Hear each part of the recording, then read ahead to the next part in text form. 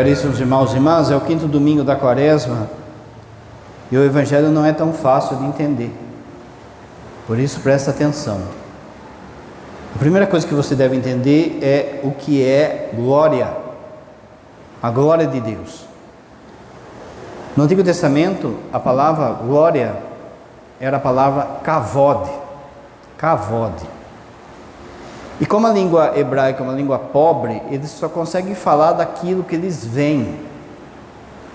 Kavod tem a ver com peso, com algo pesado, com medida.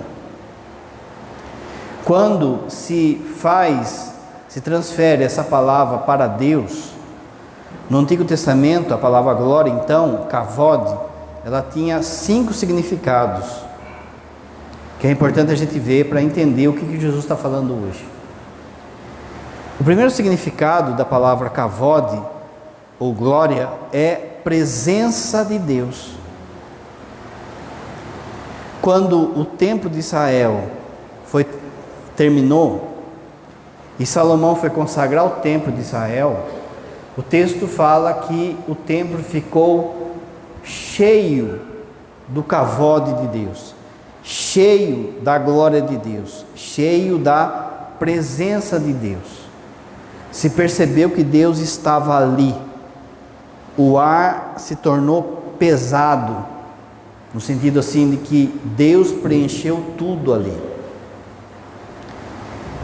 É mais ou menos como brincar de esconde-esconde.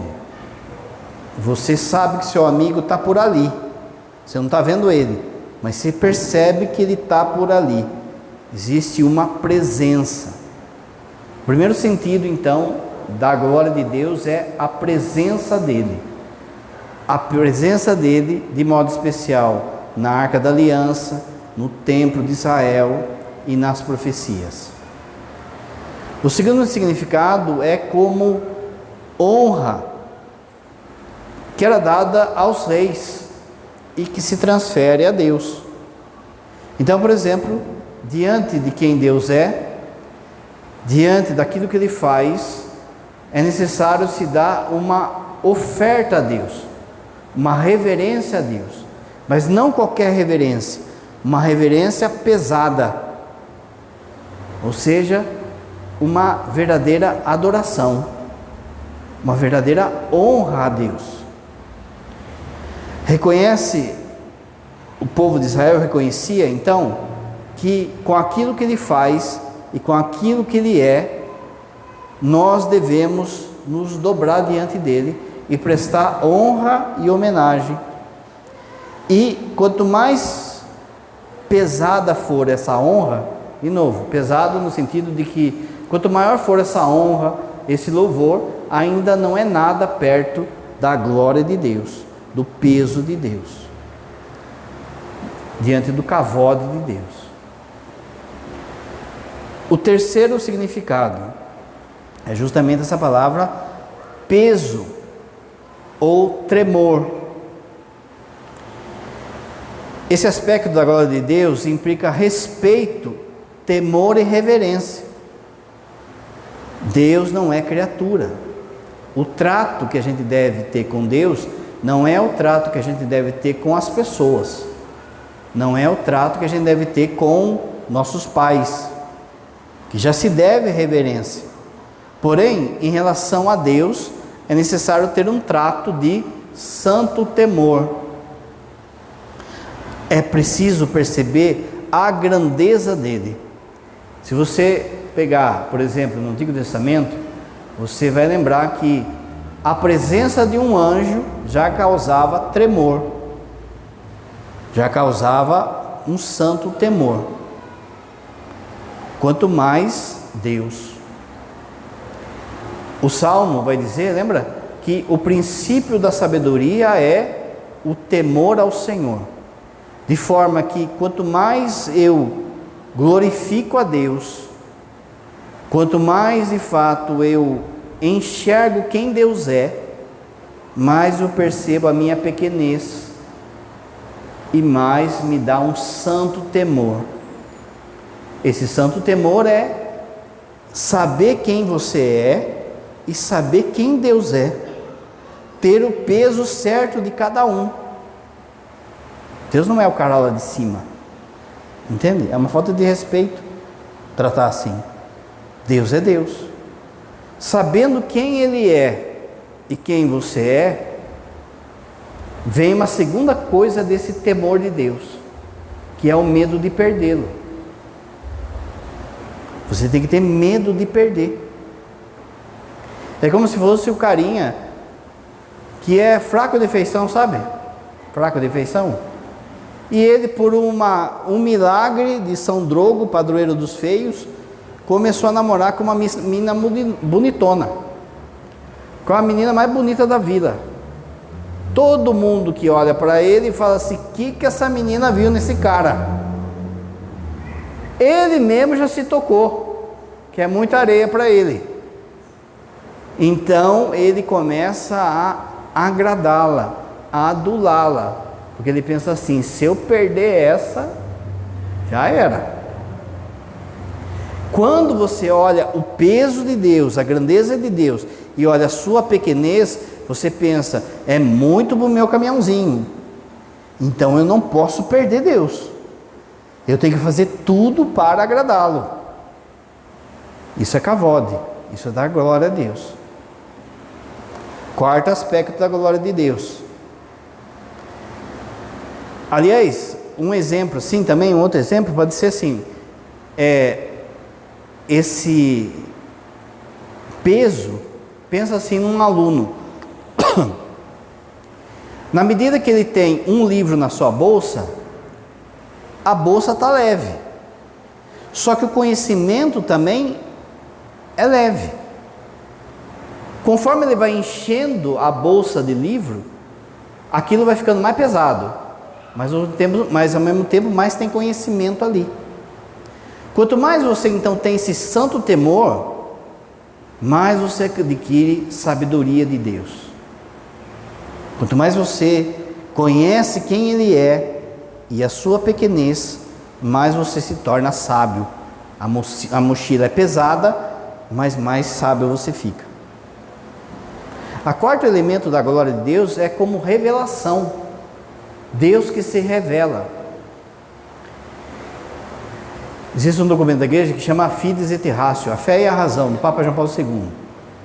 E ela começa dizendo assim, que a fé e a razão, a nossa inteligência, são como que duas asas que nos levam até Deus. Se você cortar uma asa, o passarinho não voa. Então você tem que ter as duas coisas: fé e razão e inteligência. Quando você vem na homilia e escuta os padres falando, é você colocar as duas coisas para funcionar: a sua fé e a sua razão. Só que a sua razão, ela é limitada. A razão do ser humano, ela é limitada perto de quem Deus é. A nossa inteligência é capaz de conhecer Deus até uma certa medida. Depois não vai mais, porque a inteligência do homem não se compara com a inteligência de Deus. Só que Deus, Ele quer que a gente o conheça, para que a gente o ame. Ninguém conhece aquilo que não se ama. Então Deus, sabendo que a nossa inteligência é limitada, que só vai até um pedaço, Ele vem ao nosso encontro e fala como Ele é. Quando Ele vem ao nosso encontro e fala como Ele é, isso se chama revelação. Então, por exemplo, pela inteligência a gente é capaz de entender que Deus é uno. Mas pela nossa inteligência não dá para conjugar direito que Ele é uno e trino. Porque para nós o é um, o é três. Por que a gente sabe que Ele é um Deus em três pessoas? Por que a gente acredita nisso, mesmo sendo confuso na nossa cabeça? Porque Ele falou. Ele falou. Ele vem em auxílio da nossa pequenez. Quando Ele fala e você acredita, mesmo que você não entenda, como foi Ele que falou, isso se chama fé. Quando você vem na missa, o padre fala: tomai, comei, tomai e bebei. Você está vendo Um pedaço de pão tem gosto de pão. Você está vendo vinho, tem gosto de vinho, mas por que você sabe que não é pão e não é mais vinho? Porque ele falou: isto é o meu corpo, isto é o meu sangue. Quando você vem e comunga, acreditando nisso, você está dando fé àquilo que ele falou. De forma que quando Deus revela algo para você, algo para a igreja e por consequente a todos nós, a gente faz uma experiência da glória de Deus, do cavode de Deus. Ele se revela e você experimenta Deus. Quando você experimenta Deus, essa glória de Deus, você vai querer transmitir. Não consegue ficar guardado com ela. O povo estava no deserto. Deus mandou que Moisés fizesse a tenda da reunião, que era a tenda onde Deus falava com Moisés quando ele estava no deserto. Quando Deus ia falar com Moisés nessa tenda, vinha a Shekinah de Deus, vinha ali. O cavode de Deus aparecia ali. Parecia de modo visual, com relâmpago, trovão, ventania, terremoto. Quando acontecia isso em cima da tenda, Moisés sabia que o cavode de Deus estava ali dentro, que a glória de Deus estava ali dentro, que Deus ia falar, que Deus ia revelar algo. Moisés entrava ali, escutava Deus. Quando Moisés saía da tenda, ele tinha que cobrir o rosto, de tanta luz que saía do seu rosto. Ele fez a experiência da glória de Deus. Ninguém consegue fazer a experiência da glória de Deus e guardar para ele. A pessoa começa a levar essa glória para os outros. Você pega o exemplo do livro, é como se Deus tivesse um livro que revelasse quem Ele é para você. Quando você lesse, você tem o entendimento de quem Deus é. Esse entendimento é como se você entrasse dentro dessa tenda.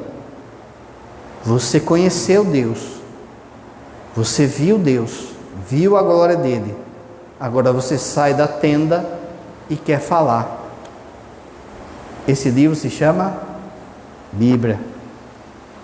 Essa é a nova tenda que a gente tem, onde Deus se revela para nós.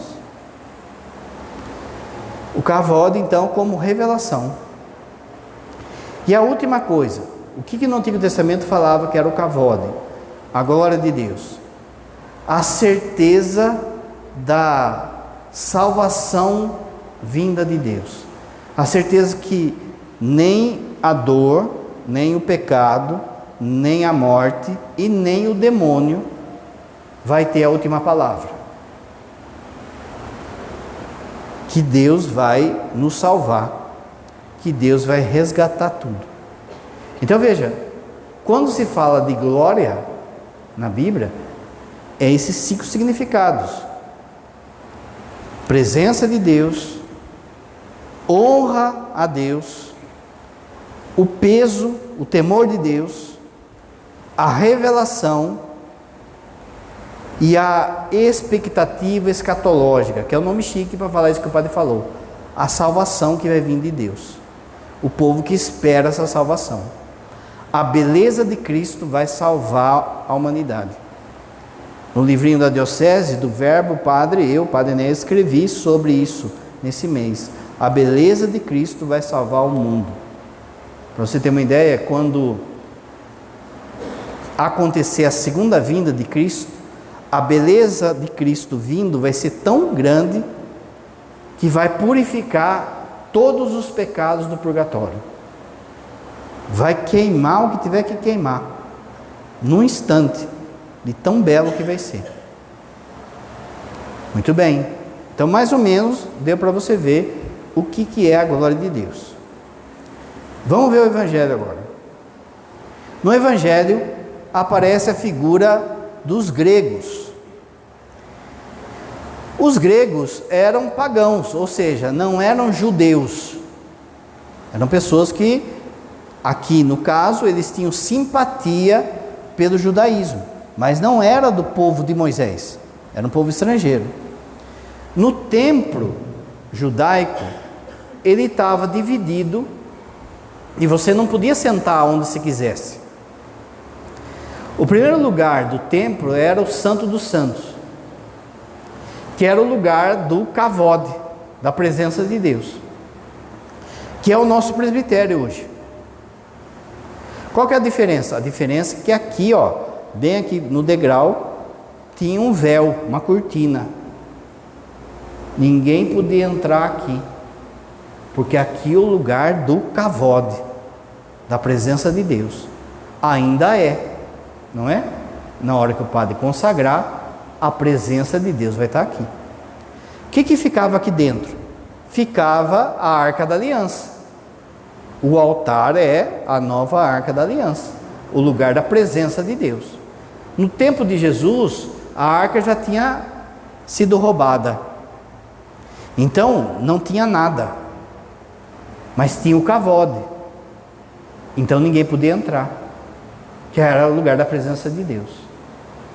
Só uma vez por ano, sorteava um sacerdote para entrar.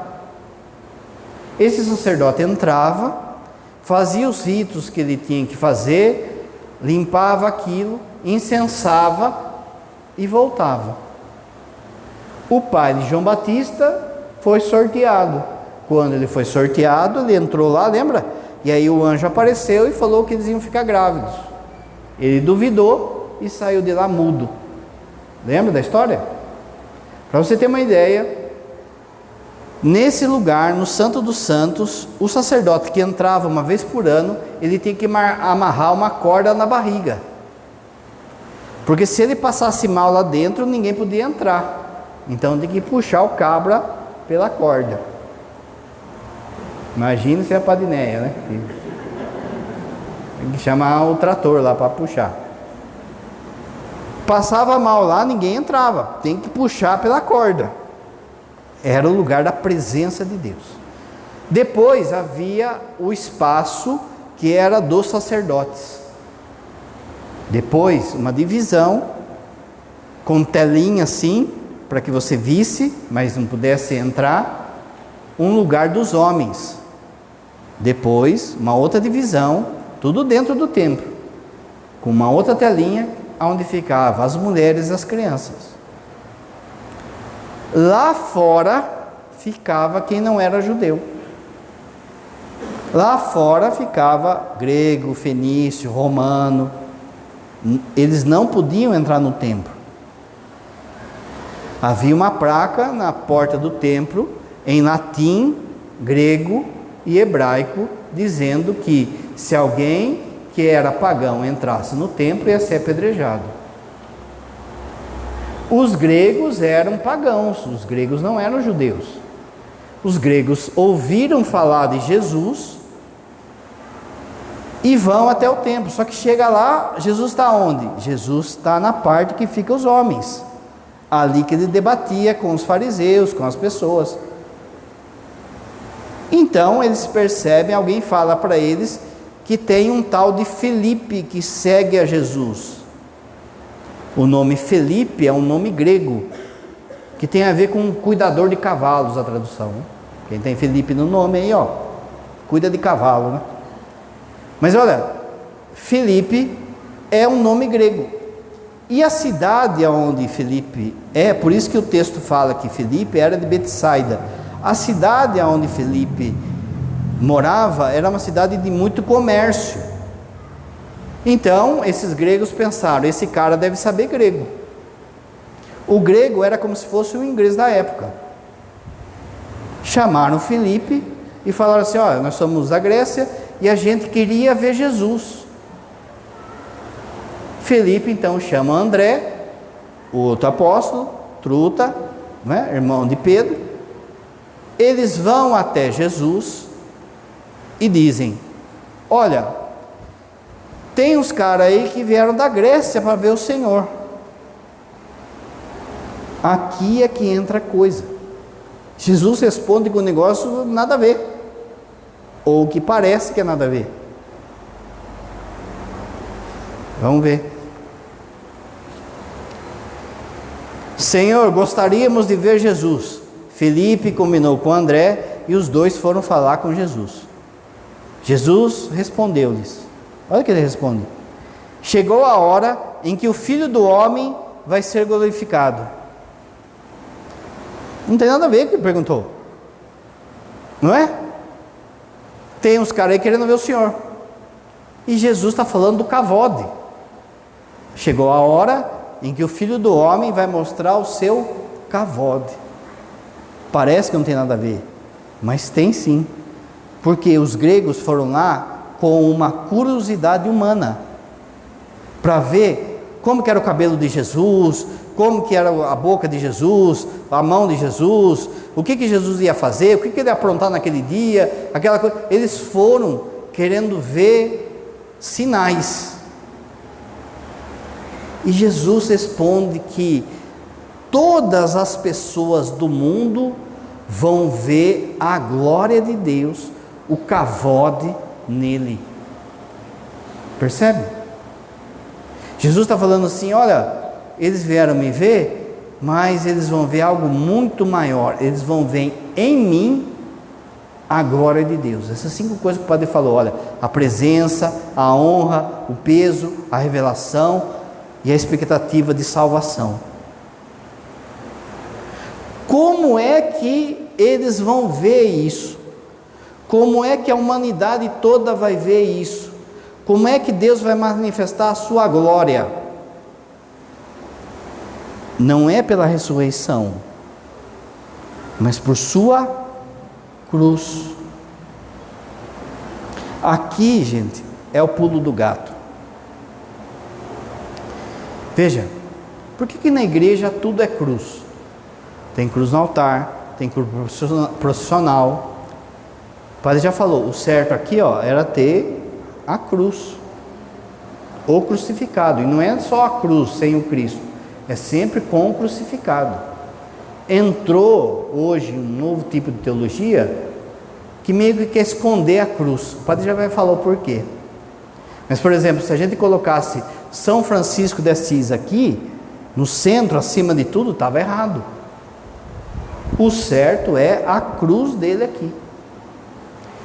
Aí vem a turminha aí, que gosta de protestar, e diz assim: vocês estão adorando um Deus morto. Vocês ficam carregando no pescoço aí um Deus morto.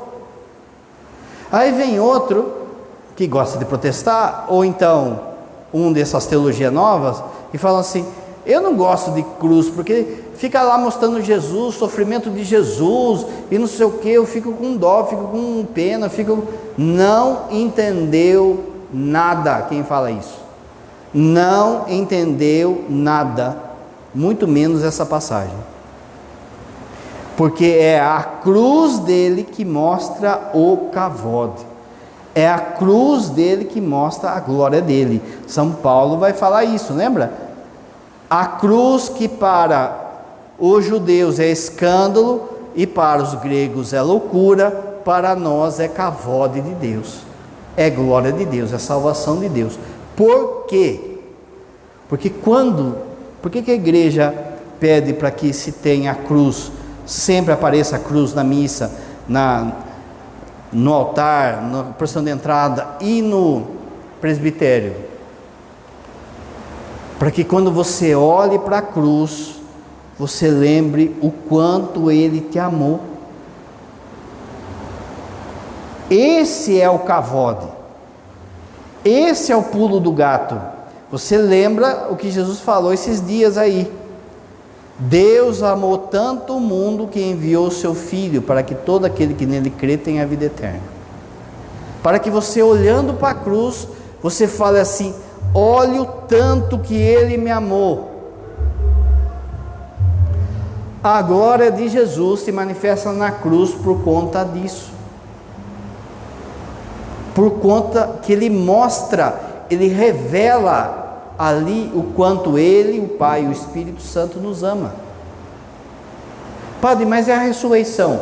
A ressurreição, sim, mostra a glória de Jesus, mas há uma glória aqui já em relação ao poder divino dele, não é? A sua divindade, ele ressurge dos mortos.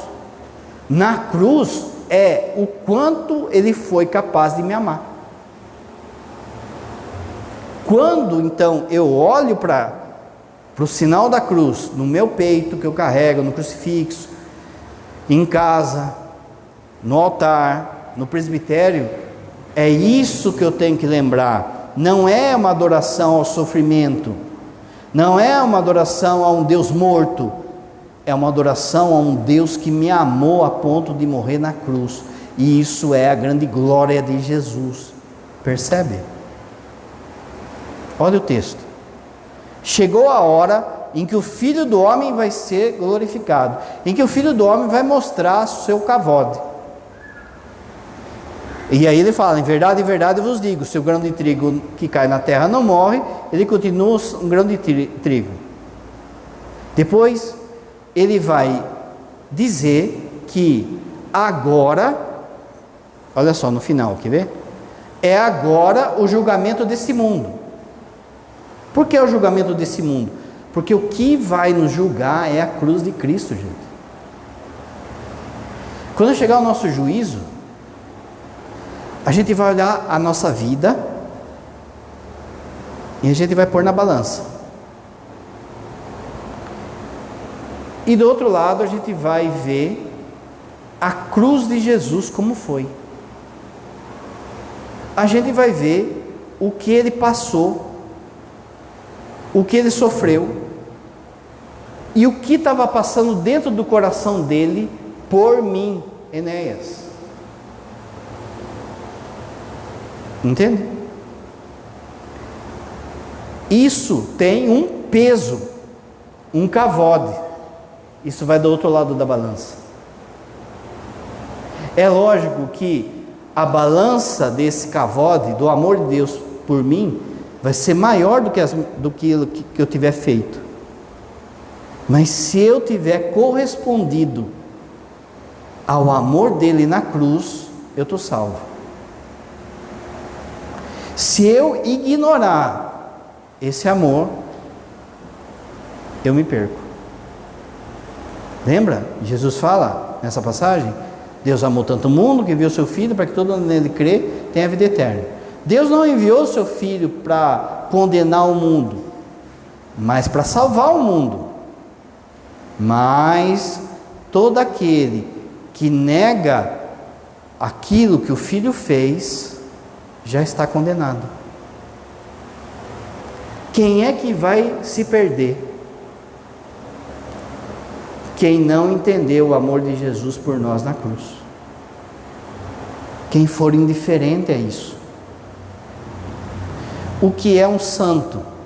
Um santo é alguém que entendeu o amor que Deus tem por ele. Qual que é a diferença sua? Melhor, qual que é a diferença de São Francisco de Assis com alguém que está na biqueira agora? Com alguém que está roubando agora?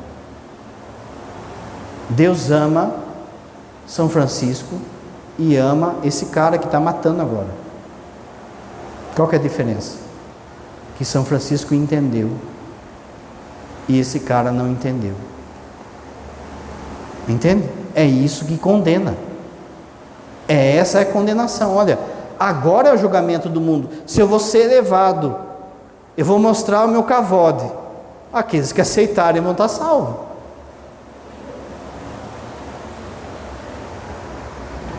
Agora, o chefe desse mundo vai ser expulso. Quando tem o exorcismo, o ritual do exorcismo fala que o padre esteja em jejum, esteja na graça, não pode estar em pecado grave, esteja com uma estola roxa, com água benta, com uma relíquia de um santo, e esteja com o Cristo crucificado. Repara que não é com uma imagem de Jesus ressuscitado, mas é com o Cristo crucificado. O padre vai lá e apresenta o Cristo crucificado para o demônio. Quando você assiste filme aí de terror, de exorcismo, aquilo é quase que um amuleto. Mas não é isso. É porque quando o padre apresenta o Cristo crucificado para o demônio lembra o quanto que Deus nos ama. E isso é insuportável para ele. Percebe? Queremos ver Jesus. Você está entendendo agora o que Jesus respondeu. Vocês vão ver agora a minha glória. A glória que vai se manifestar quando eu for levantado. Só que veja, Jesus é Deus, ele sabia o que ele ia passar. Ele sabia que ele ia ser vendido, insultado, blasfemado, cuspido, apanhar, flagelado, carregar a cruz, morrer na cruz. Jesus sabia o que ele ia passar. Mais ainda, Jesus sabia e sabe que o sacrifício dele para alguns não vai ter efeito, porque muitos não querem.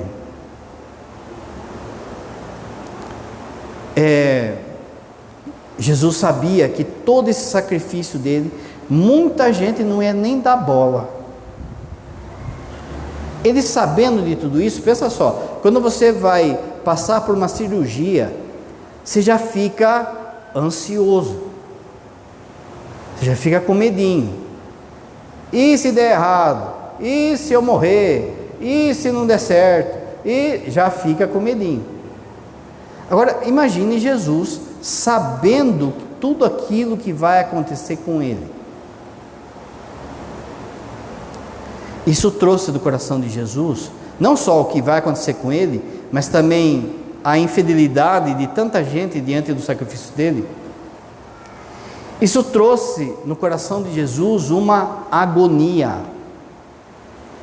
Olha aqui. Agora sinto-me angustiado, sinto-me com uma agonia. Isso aí vai acontecer no Horto das Oliveiras, vai acontecer de novo. A palavra agonia no grego significa luta. Ele percebe dentro dele uma luta. Por quê? Porque Jesus é Deus, mas também é homem. E como homem, ele quer viver. Quando você fica com esse medinho aí de fazer a cirurgia, é porque no seu coração tem o desejo de vida. Você tem medo de morrer. Você tem medo que as pessoas que você ama morram. Então você percebe no seu coração uma luta, uma agonia. Jesus percebe no coração dele também uma agonia, um medo, gente. Jesus teve medo aqui. Jesus teve medo no horto. Então presta atenção. Padre, é pecado ter medo? Depende do tipo de medo. O medo é pecado quando, de tanto medo, eu fico engessado. De tanto medo, eu não faço o que tenho que fazer. Eu tenho tanto medo da vida que não saio do quarto. É pecado. Eu tenho tanto medo que não me esforço, não quero sair da zona de conforto. Tá bom o que eu faço. Estou engessado. Esse medo vai causar depressão, vai causar ansiedade, vai causar um monte de doença, fora que é pecado. Não ter medo também é pecado, porque é imprudência. Eu não tenho medo de nada, eu enfrento tudo. Isso é imprudência, gente. No nosso coração tem que ter um medo santo, como Jesus teve. Esse medo santo é que faz com que você encare, desafie e lute por aquilo que você tem que lutar. Pensa assim, uma pessoa, ela lê bem em casa, ela é estudada, ela não sei o quê, mas ela fala assim, eu não vou ler não, porque eu tenho medo, né, na missa. Eu tenho medo. Isso aí esconde, ela disfarça numa timidez, no fundo um orgulho. Porque ela pensa assim: se eu errar, o que os outros vão pensar de mim? Então eu engesso, eu tenho um dom e não coloco a serviço. Por outro lado, aí vem o cara que acha que sabe tudo, e aí não se prepara para ler na missa. Acha assim: eu vou chegar e vou apavorar. Está errado também. Você que lê, você que serve, você que faz algo na igreja, se não der frio na sua barriga, é porque não é importante para você. Percebe? Tem que dar frio na barriga. Você tem que ter medinho. E aí, por causa desse medinho, durante a semana eu leio, releio, pergunto para o padre: o que é isso aqui, padre? É Genésio? É Hebraicos, Hebreus? Eu vou lá e pergunto. Eu quero aprender. Eu saio da situação e vou atrás.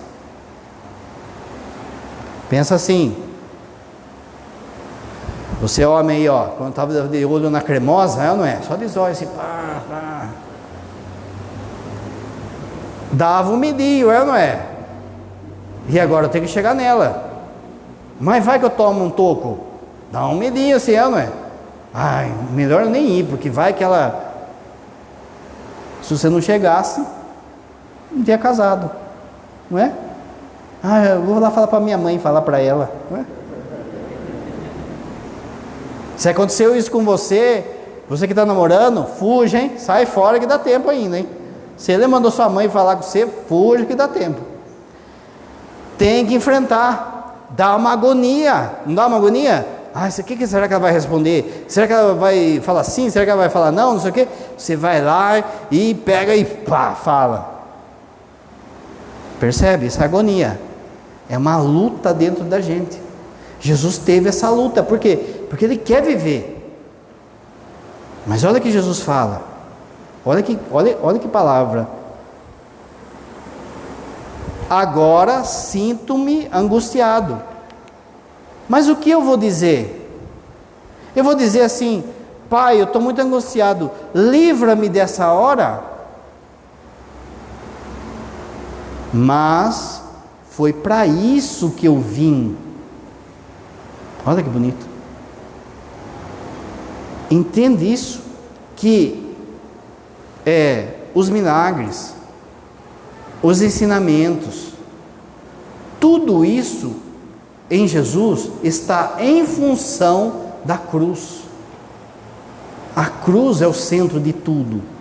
Eu vim para isso. Eu vim para morrer por eles.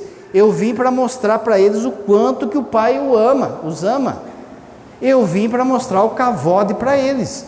Então, mesmo que tenha esse medinho em mim, eu tenho que fazer aquilo que Deus espera que eu faça. Assim é na sua vida, gente. Tem coisa que é você que tem que fazer. Tem coisa que foi para isso que você veio. Não sou eu o pai da sua família. Não sou eu o esposo da sua família.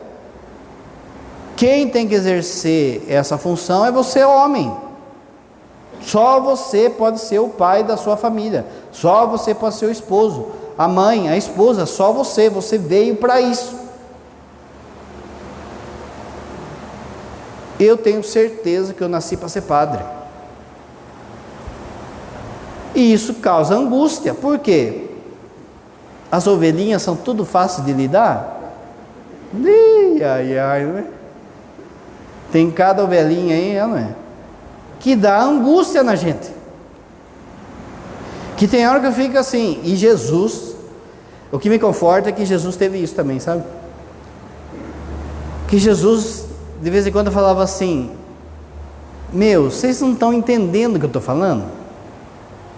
Eu estou falando de reino, de eternidade, de santidade, e vocês estão preocupados quem vai sentar à direita, quem vai sentar à esquerda? O padre vai e fala de caridade, de paciência, de não buscar poder nas comunidades, disso, aquilo outro. Passou 2 dias, está lá 2 cabras de missa diária brigando para ver quem é que vai coordenar, quem é que vai isso, quem é que vai aquilo outro. Você fica assim, meu Deus. Angústia, dá angústia, não é? Só que eu vim para isso, então eu tenho que cumprir o meu papel. Outra coisa que é importante aqui, ele fala assim: Pai, livra-me dessa hora, mas foi para essa hora que eu vim. Sexta-feira, quem participou da missa sexta, vai lembrar que os fariseus já estão tretados com Jesus, e já querem matar Jesus, e aí eles começam a brigar com Jesus, e aí no final do texto de sexta-feira falava assim: mas ninguém pôs a mão nele, porque ainda não era a sua hora. Meus irmãos, você que é filho de Deus, enquanto não for a sua hora, ninguém vai pôr a mão em você. Por isso, para de ter medo. Só que para de achar que a hora é você que faz. A hora não é sua também. Existe uma hora para você se alegrar. Existe uma hora para você receber a bênção que você está pedindo. Existe uma hora para você passar por tribulação.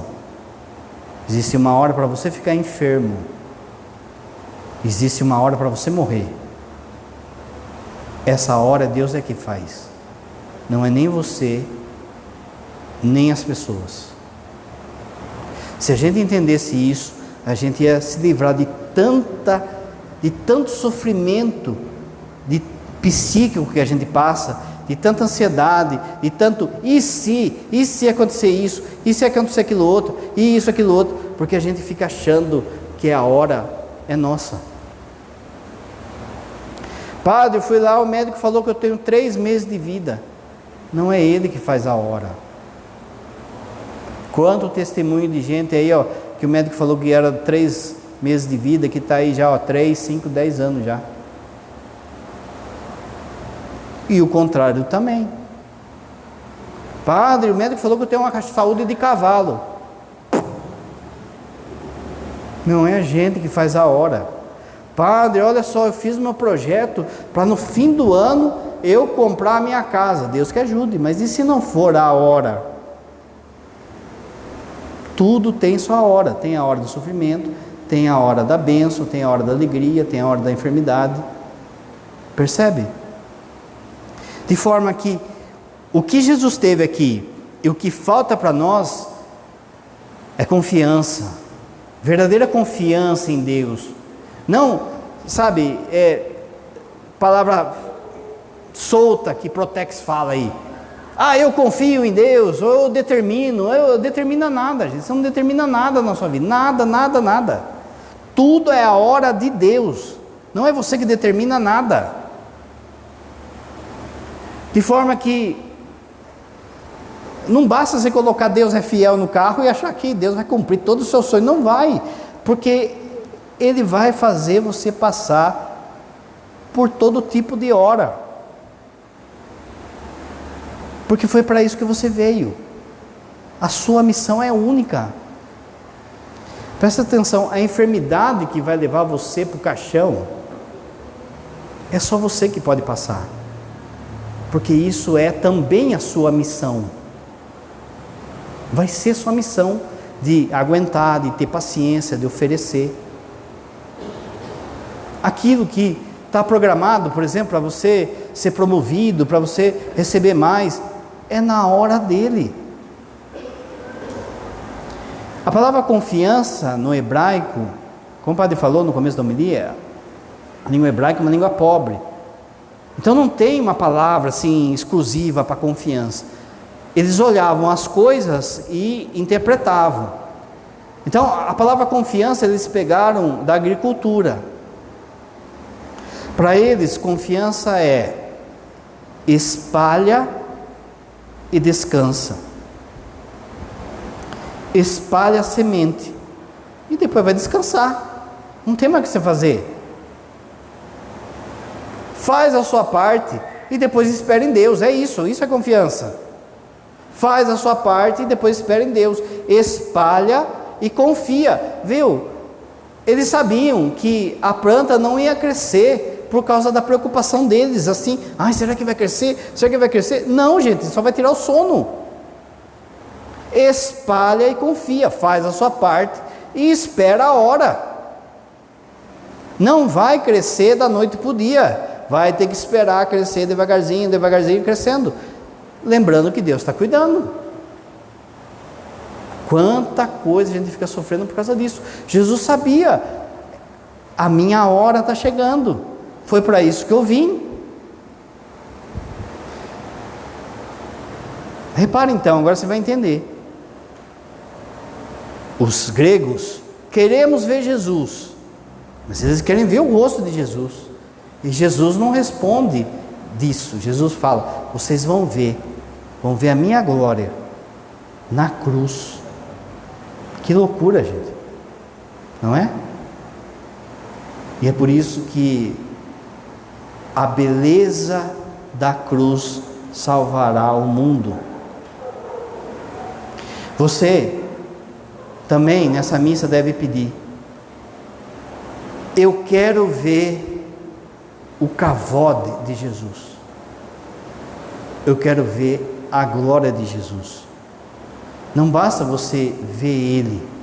Os fariseus viram Ele, viram o rosto dele, viram o abraço dele, não adiantou. É preciso enxergar mais. E aonde que eu enxergo mais? Na cruz dele, não tem jeito. É na cruz que ele manifesta o cavode dele. Quando a gente olha para a cruz e enxerga esse cavode, ela é amparo para as nossas provações. Você olha para o seu sofrimento e olha para o que o sofrimento de Jesus passou, você fala, estou de boa. É amparo para nossas provações, faz com que a gente aguente as nossas provações. Quando você olha para a cruz de Cristo e para o cavode dele, você percebe que ela vem nos momentos de dúvida e de tribulação. Você olha para ele e lembra que ele te ama. Gente, olha a frase satânica, olha a blasfêmia. É blasfêmia quando alguém fala assim: parece que Jesus se esqueceu de mim. Olha para a cruz. Olha para a cruz, gente. Jesus não esqueceu de ninguém, não. Mas quando a gente fala uma frase dessa, a gente está esquecendo da cruz e ficando bravinho porque Deus não me deu uma promoção, Deus não me deu um carro, Deus não me deu uma namorada. Olha que blasfêmia. Quando eu olho para a cruz, pode me amparar do luto, da perca de alguém que a gente ama. A gente olha para a cruz e vê, Jesus venceu a morte, essa pessoa está viva em Deus. É esperança para nossas enfermidades, tanto para a cura, quanto para que a gente aguente a nossa hora. Olhando para a cruz de Cristo, a gente pode ter, presta atenção nisso, propósito e direção da vida. Olha a multidão de pessoas sem propósito de vida, sem perspectiva de vida. Olha a multidão de jovens, de pessoas se mutilando, se automutilando, desejo de suicídio ou cometendo suicídio. Olha para a cruz, ela é nossa esperança, ela é o propósito da nossa vida, gente. Meus irmãos, um suicídio, ele é sempre um furacão para baixo. Por isso que eu falo, tirando as pessoas que estão com problema psicológico, e aí é Deus que vai saber, é um ato profundamente egoísta, porque puxa todo mundo que está em volta para baixo. Todo mundo começa a se culpar. Carta de suicídio, pode ver, ele aponta o dedo para todo mundo. Mas faltou olhar o propósito da vida, o propósito da cruz. A gente entende muito o caso disso, né? De suicídio, e aí é aquela coisa, vamos rezar, pedir perdão para que Deus tenha misericórdia, no outro momento a pessoa ter caído em si. Mas, gente, um dos casos que me marcou foi assim, como o padre falou, essa automutilação, desejo de suicídio, toda semana a gente atende. E no meio dos jovens tem muito. Por quê? Porque eles criam um propósito fajuto. Eles olham aí para nego do YouTube aí que fala assim, com 20 anos eu fiz 1 milhão, e não sei o quê, ou acha que é pegador, aquela coisa toda, ou é famoso, não sei o quê. Cria essa expectativa falsa no coração dos jovens. Ninguém quer ser mais mecânico, ninguém quer ser mais eletricista, ninguém quer só ter um serviço honesto para construir a sua família. Não, quero ser famoso, quero ter dinheiro, quero ser o Neymar, quero ser não sei quem. Cria uma expectativa que nem todo mundo acontece. Não acontece, aliás, pouquíssimas pessoas chegam nisso. E aí estão lá achando que a vida não tem propósito, que não tem validade a vida dele.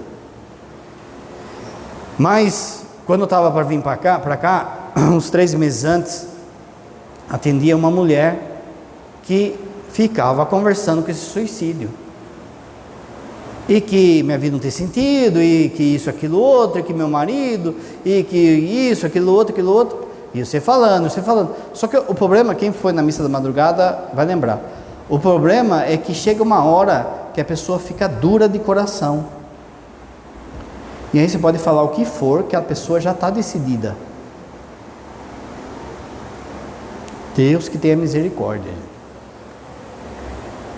Passou uns dias, veio a notícia, né? Que ela tinha se enforcado. Só que quem achou a mãe pendurada foi as 2 crianças, uma de 5, uma de 8 anos. Fala para mim, como é que vai crescer essas 2 crianças? Será que ela pensou nas crianças?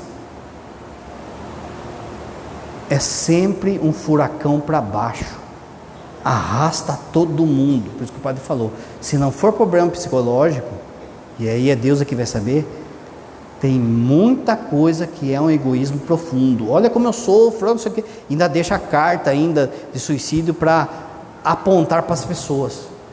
Ou se não deixa carta também, é a mesma coisa, porque daí todo mundo fica pensando, será que foi por causa de mim? Será que foi por causa disso, daquilo outro? Como que crescem essas 2 crianças? Como que cresce uma mãe, um pai? A pessoa tirar a vida por causa de terminar namoro, gente. Outro dia em Várzea, aonde o padre Wellington vai, o moleque lá, 16 anos, pulou da ponte por causa de terminar namoro. Pensa. Propósito, cruz, está faltando. Olha o quanto que isso tem crescido no meio do nosso povo. Para de conversar com o inimigo. Tem coisa que o padre falou, é a sua hora. Tem coisa que você tem que passar, gente. Mas nenhum sofrimento é eterno, a não ser o inferno. Você não está lá, então vai passar. Olha para a cruz, vai passar. De forma que, o que é de fato ter fé, gente? É olhar o mundo do jeito que está, não é? Não está zoado. Tem dia que você fala assim, nossa, por que Jesus não vem já, não é? Porque tem dia que você fala assim, nossa, que desame, olha o mundo como é que está, gente. E o que é ter fé então? É em um mundo desse, você aguentar. Você perseverar olhando para a cruz. Está uma porcaria a minha vida, está uma porcaria esse mundo, mas eu olho para ele, e aí vem a última promessa de quem olha para a cruz: ele virá nos salvar. Vai passar, vai acabar, e a hora que a gente chegar lá, Tudo isso aqui vai ter parecido palha, gente. Olha só, quando você olha para a sua vida mesmo, pensa assim, quando você tinha 12 anos, 11 anos, virou palha esse tempo. Você não consegue lembrar todo dia que você tinha 12 anos, você consegue lembrar alguma coisinha ou outra. Virou palha. Lá em cima, toda a sua vida vai ser assim. Santa Teresa d'Ávila fala que quando a gente chegar no céu, a gente olhar para a vida, nossa, mesmo que você tenha vivido 100 anos, ela fala assim, vai ser como uma pessoa que passou a noite no hotel de 5ª categoria. Mas acabou. Aguenta. Olha para a cruz. É na cruz que você enxerga a glória de Deus. Muito bem, para terminar, nós vamos entrar na Semana Santa. Se você reparar, a Semana Santa inteira vai falar de cruz, de cruz, de cruz, de cruz, no sábado da ressurreição. Mas vai martelar na sua cabeça a questão da cruz. Por quê? Porque você precisa entender o quanto que Jesus te amou. Não simplesmente o sacrifício dele, a dor dele. Tudo isso embutido no amor que ele tem por você. Você precisa entender isso. De forma que eu preciso fazer a melhor Semana Santa da minha vida. Eu preciso viver a Semana Santa. Semana Santa não é feriado, não é dia de comer bacalhau, não é ovo de Páscoa. A Semana Santa é para viver os mistérios da paixão, morte e ressurreição de Cristo de modo intenso. Quando chegar no domingo de Páscoa, você tem que falar assim: estou cansado de tanta coisa que eu fiz na igreja essa semana. Se você não chegar assim no domingo, você não fez uma boa Semana Santa. Você é católico, você não é um à toa aí, você não é um batizado que se diz católico, você é católico. Então agora é a hora de viver a semana do amor de Jesus por nós. Cada coisa que vai acontecendo, você meditar nisso, o quanto que Jesus me amou, o quanto que o Pai e o Espírito Santo me amou. Viva a Semana Santa conforme a hora do cavode na sua vida, a hora da glória de Deus na sua vida. Creio em Deus Pai Todo-Poderoso,